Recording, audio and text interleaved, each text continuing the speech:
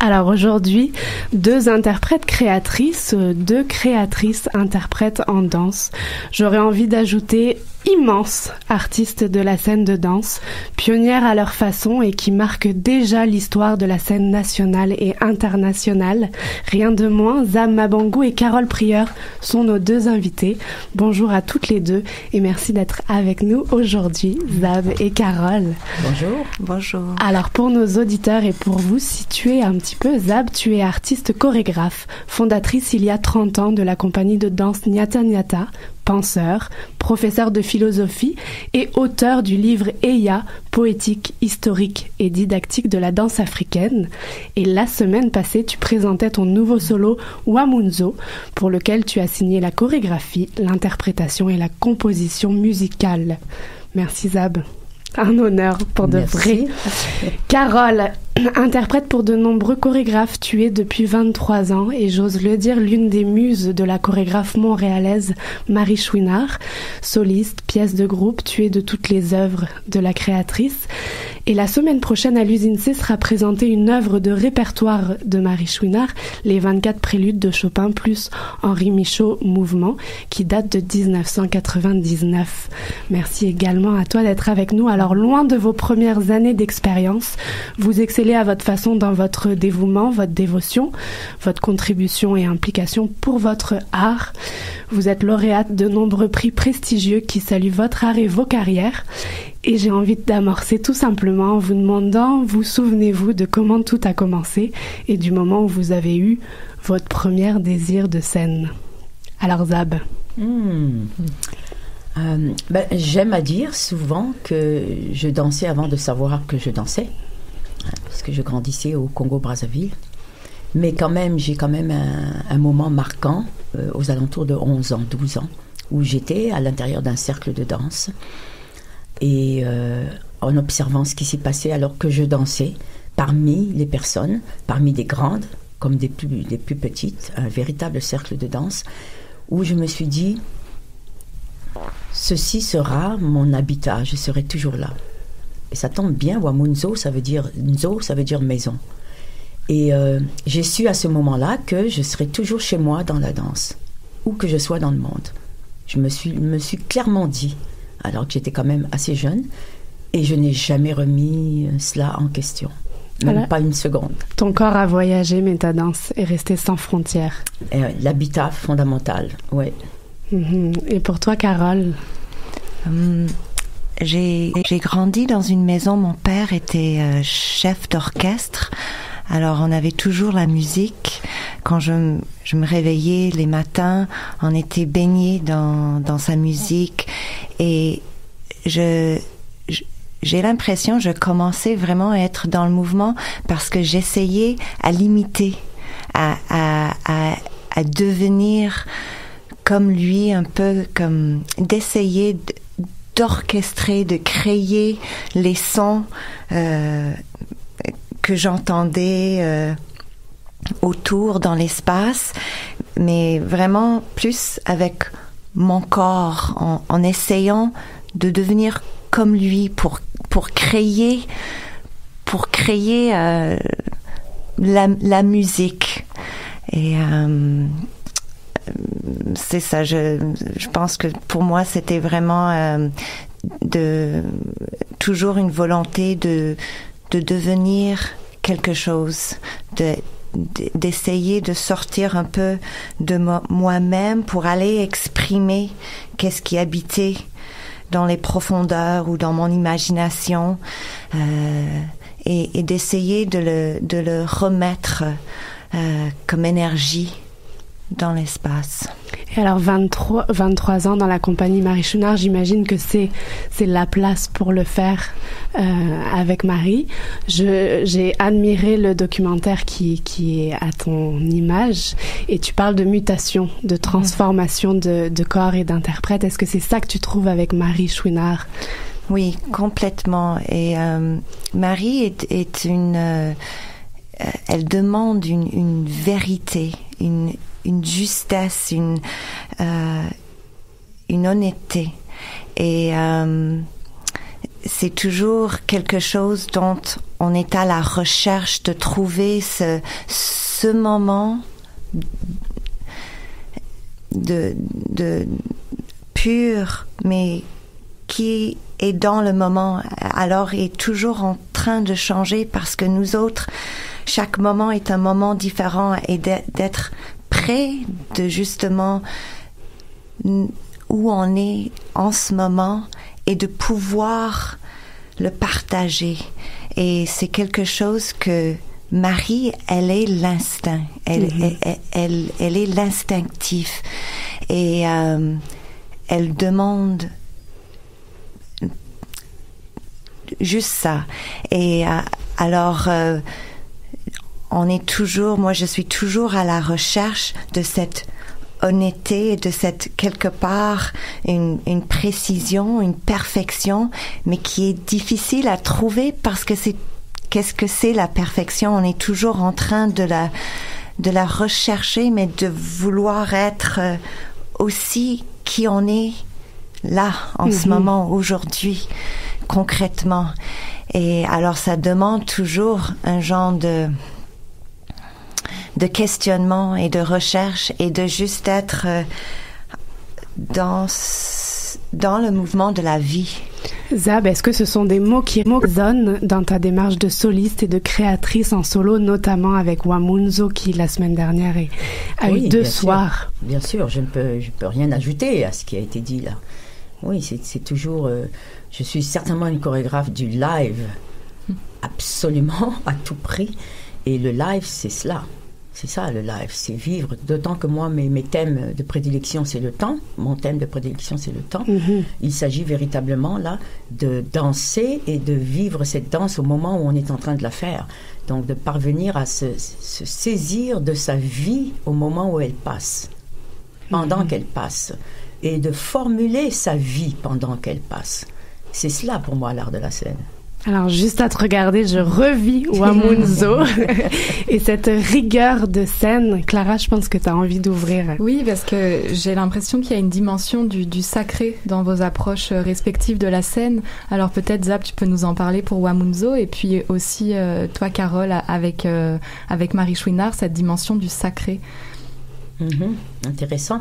Je ne sais pas si vous avez lu la petite citation que j'ai mise dans le programme. Ce qui ne nous a été ni enseigné ni révélé, nous en avons fait notre affaire. Et c'est la citation que j'ai proposée pour Wamunzo. Alors c'est intéressant parce que le mot révélé évidemment renvoie à un certain sacré auquel les gens se réfèrent. En général, les religions monothéistes, la révélation, c'est cela. Et donc, j'envoie quand même un petit message que je vais au-delà de ce qui est révélé aux gens ou enseigné pour atteindre véritablement à la capacité qu'ont les êtres eux-mêmes de se mettre en rapport avec le cosmos. Et c'est de cela qu'il s'agit lorsqu'on parle du sacré, tout très simplement et très quotidiennement d'ailleurs. Carole, dans les œuvres de Marie, est-ce que ça fait écho en toi, cette dimension-là du sacré, par exemple pour les 24 préludes de Chopin?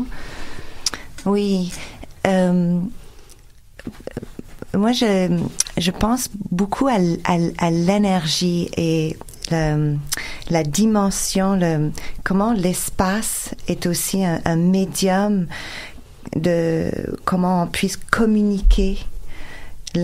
C'est sûr que ce qui est difficile dans la danse, c'est parfois de trouver ces sentiments ou cette sensation et de le pouvoir communiquer en mots, parce que parfois c'est tellement ésotérique, mais en même temps c'est tellement concret et c'est vraiment par rapport à l'énergie, comme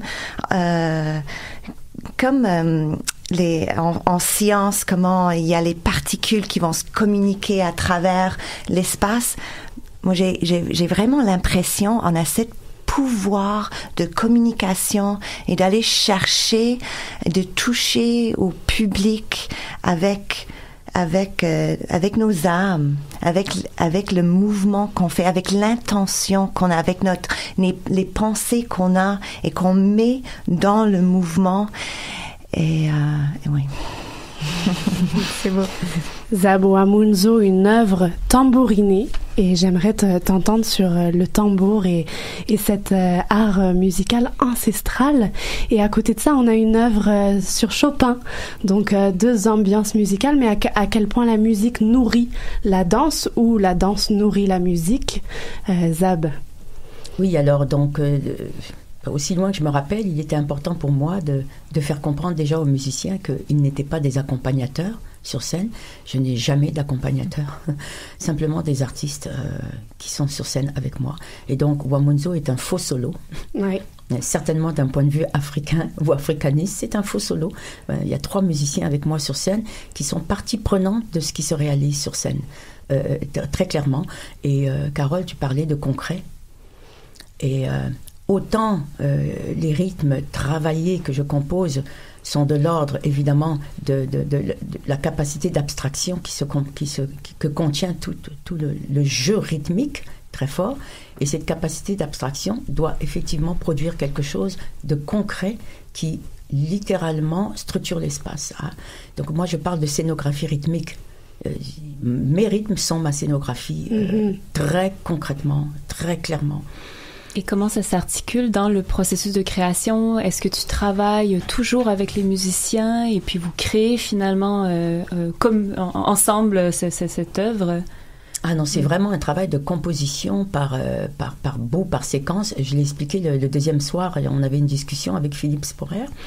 Et je commence, dans le cas de Wamunzo, j'ai commencé avec un musicien que je convoque tout seul. Et je lui demande, fais ça. Évidemment, moi, je suis remplie de rythme, je suis remplie de sons, de tons. Ma vie se passe dans un domaine de résonance continuelle.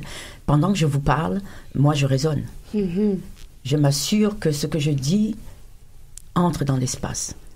Je m'assure qu'il y a un retour. Je ne fais pas que simplement livrer ce que j'ai à dire, mais je suis en rapport avec. Voyez-vous? Et c'est comme ça que fonctionnent les rythmes pour moi. Donc, lorsque je rencontre le musicien, je suis déjà en rapport, et il faut que je le mette en rapport avec ceux avec quoi je suis en rapport, mais lui-même intervient tout de suite, par sa présence, sa manière ne serait-ce que de s'asseoir, de prendre son instrument. Il y a déjà quelque chose là qui se construit. Et donc, je commence à travailler des séquences rythmiques qui sont des paroles du temps, ni plus ni moins. Et il faut que ces paroles du temps puissent résonner chez la personne qui travaille avec moi. Et je vais le jouer avec un tambourinaire, mais j'ai travaillé avec des violoncellistes tout à fait classiques. Et j'ai fonctionné de la même façon, faut bien comprendre ça. Donc je travaille avec un, ensuite j'en rajoute un 2. Donc je travaille une espèce de confrontation, parce que lorsqu'on a travaillé avec quelqu'un, un autre arrive, il dérange ce qui s'est construit, voyez-vous. Et évidemment, je mise là-dessus, sur le fait d'être dérangé par un autre qui entre dans un univers qui est déjà amorcé. C'est pas longtemps, vous savez, il suffit d'entrer vous êtes avec quelqu'un, il y a tout de suite quelque chose qui s'amorce. Et donc le deuxième vient, le troisième vient, et je n'ai pas encore fait de mouvement physique. Je travaille la musique et donc l'espace. Pour moi, c'est immédiat. Et donc cet espace maintenant va me confronter. Comment vais-je entrer dans cet espace que j'ai déjà architecturé en quelque sorte? Et il y a donc tout un travail de négociation, littéralement, de l'espace, qui est un espace musical, qui est un espace physique, qui est un espace de spiritualité, qui est un espace de tout cela. Et là, moi, j'entre en négociation. Il faut que mon corps se confronte. C'est tout ce que je suis qui doit pouvoir s'articuler à l'intérieur de ça. Mais progressivement, petit à petit, voyez-vous. C'est pas quelque chose... On construit. On ne vient pas imposer de l'extérieur. Ça se construit, je dirais, affaires internes de l'intérieur. Et Chopin en face, et on sent, Carole, que tu es en résonance avec tout ce qui se passe. Comment ce travail musical a été abordé, et danse et musique? On parle de 99, mais j'imagine qu'on réactualise encore aujourd'hui ces œuvres. Encore une fois, c'est vraiment comme le corps devient un instrument en relation avec, en communication. Et encore, dans de vivre le moment présent, même si ça fait des centaines de fois qu'on entend la musique, chaque fois qu'on l'entend, parce que on est dans le moment où on est une personne différente par rapport à il y a 10 ans ou hier. On va l'entendre différemment. On va avoir une façon de l'exécuter, de l'entendre et de le digérer et puis de le manifester d'une autre façon. Et c'est cette relation vivante, toujours dans le présent, qui crée cette communication. Et chaque interprète, parce que on est 10 sur scène, va avoir sa façon d'être en relation corporelle avec les ondes, le son, la musicalité. Il va l'intégrer dans son corps, dans ses cellules, dans ses organes d'une façon, et ça va rebondir et ressortir, ça va s'exprimer en relation avec comment il est en lien ce jour-là. Et alors ça devient vraiment cet art vivant, relation, toujours, mais on devient quelque part une miroir de on est la musique, on devient la musique, on est la musique. Il y a pas nécessairement cet écart. C'est vraiment comme on devient l'instrument aussi. Oui. À vous voir soliste ou être spectatrice face à vous, on peut juste admirer que votre corps devient un canal qui se transcende, qui va toujours plus loin. Tu parlais de résonance, Zab. On a la sensation que vos corps charnels se déploient plus loin pour faire entrer d'autres énergies, d'autres vibrations. Est-ce que ça vous évoque quelque chose? Est-ce que vous êtes le canal de mémoires ancestrales, de vies qui ne sont pas les vôtres et que vous faites entrer dans vos corps, dans vos chairs? Ça peut être très ésotérique comme question, mais j'ai envie de l'ouvrir, cette question de métamorphose pour devenir quelqu'un d'autre ou pas. Zab. Oui, c'est certain qu'il faut être autre. Il faut être autre pour faire de la scène. Il faut se livrer. Alors, qui est la femme dans Wamunzo? Ah mon Dieu, et même femme, homme, plusieurs choses. Oui. Je ne sais pas, moi, c'est vous qui l'avez vu. On en a vu. C'est ça l'idée. On en a vu des femmes. L'idée, c'est que ça, par contre, je vous le laisse à vous d'en décider. Moi, tout mon travail consiste à me livrer. Et à me livrer avec, je dirais, en intelligence.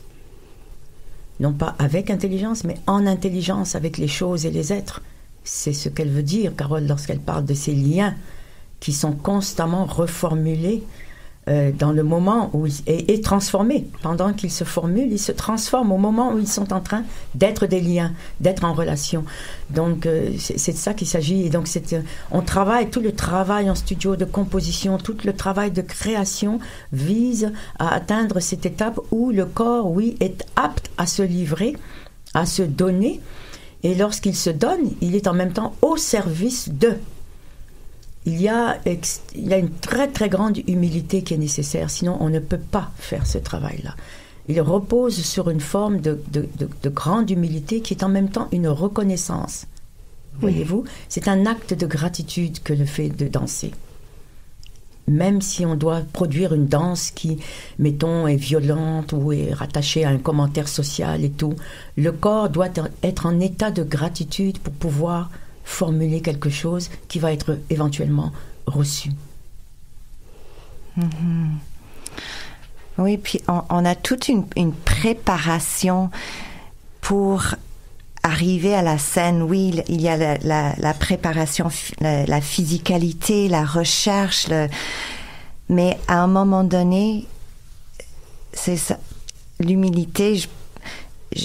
C'est comme si on doit s'ouvrir, se vider, se laisser, se devenir cette page blanche, un genre de juste une rivière fluide où on est en communication avec l'information qui existe. Et c'est de quelque part la transformation ou la mutation, c'est une écoute. C'est une écoute du moment et de qu'est-ce qui est présent, de nous ouvrir à une telle place où on peut juste recevoir pour redonner. Sublime les moments comme ça, Morena. Alors, vous êtes des artistes, ma foi, à la feuille de route extrêmement longue et chargée. On a commencé par l'historique, d'où vient ça, mais je serais curieuse aussi de savoir si votre rapport à la danse ou le lien que vous entretenez, donc tu parlais d'humilité, Zab, et de gratitude et d'humilité, Carole. Est-ce que votre rapport a évolué, a changé pendant votre carrière? Est-ce que vous avez eu des moments, parfois même peut-être de questionnement, voire de rejet, ou est-ce que votre lien est toujours resté le même? Il y a du même et du différent, toujours, qui s'articule. Et ce même, c'est de l'ordre de ce qu'on avançait tout à l'heure lorsqu'on parlait de sacré. Ce même, il est mystérieux, il est à la fois constant et toujours en train de bouger. C'est le cœur, c'est le principe même du mouvement, de la mobilité-immobilité. On ne perçoit la mobilité qu'à travers une perception aussi de l'immobile, et d'un immobile qu'on ne saurait placer nulle part finalement, mais au sein duquel nous évoluons en quelque sorte. Donc oui, il y a le même, c'est certain, cette fluidité dont tu parlais, Carole, aussi, cette rivière qui coule, c'est dans le même. C'est la rivière qui coule et qui n'est jamais la même, disait Héraclite, n'est-ce pas, dans la même rivière, mais qui n'est jamais la même. C'est exactement cela. Mais oui, il y a une évolution. Il y a les âges de la vie. Il y a les phases de la vie. Il y a le corps qui s'use à la vie et en s'usant à la vie, se régénère en même temps à la vie. C'est paradoxal, mais c'est ce qui se passe. Il y a un travail il faut se régénérer, sinon on ne peut pas danser. Et on peut danser. Moi, j'ai grandi au milieu, dans une culture où à 90 ans, les gens dansent, là. Et il faut les voir. Ils dansent toute une vie de 90 ans, puis ceux qui ont 14 ans, qui bougent, s'agitent devant eux, ont l'air quasiment ridicules devant la finesse de ce qu'ils déplacent comme espace à 90 ans, parce qu'ils ont dansé toute une vie. Et donc, les âges de la vie passent et on se dirige vers la mort, en se régénérant vers la mort, en fait. Et donc, il y a transformation. Et oui, il y a des moments où on se questionne, bien entendu, parce que ces passages ne se font pas aisément. On aimerait couler comme une rivière. Mais on a un corps. On a un corps à l'intérieur duquel il y a des fluides. Mais ce corps a des os et il est articulé et il vit la vie que nous vivons en société. Nous sommes socialisés. D'où le fait que la danse est un acte pour moi de désocialisation. C'est important que je le note. Il faut travailler à cette désocialisation pour pouvoir danser. Et donc, inévitablement, on rencontre ces moments-là de grands questionnements. Je dirais même de désordre. Et ce désordre, moi, je le pratique au plan rythmique. Carole, on prendrait ta réflexion et après, malheureusement, le temps file et la rivière coule. Je dirais aussi, ce même, c'est la croyance aussi. C'est la croyance, c'est pourquoi on est dans le mouvement, on est dans la danse. C'est ce qui nous ramène chaque jour au studio, chaque jour à vivre ce mouvement. C'est parce que c'est notre vie. Il n'y a pas une séparation. C'est tissé ensemble et on peut rien faire d'autre. C'est notre croyance. Et la différence, les changements, c'est de revoir toujours de retrouver la perspective, les différentes façons d'être en lien avec ce croyance à cause justement des différentes étapes de changement, des phases de la vie.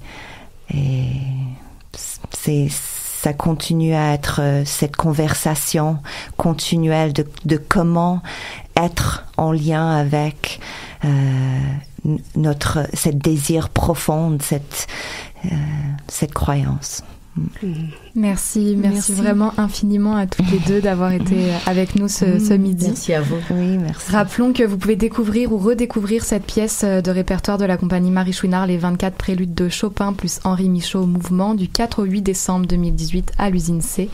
On va tout de suite s'écouter une petite tune, Boys and Girls de Zen Bamboo, et on se retrouve juste après.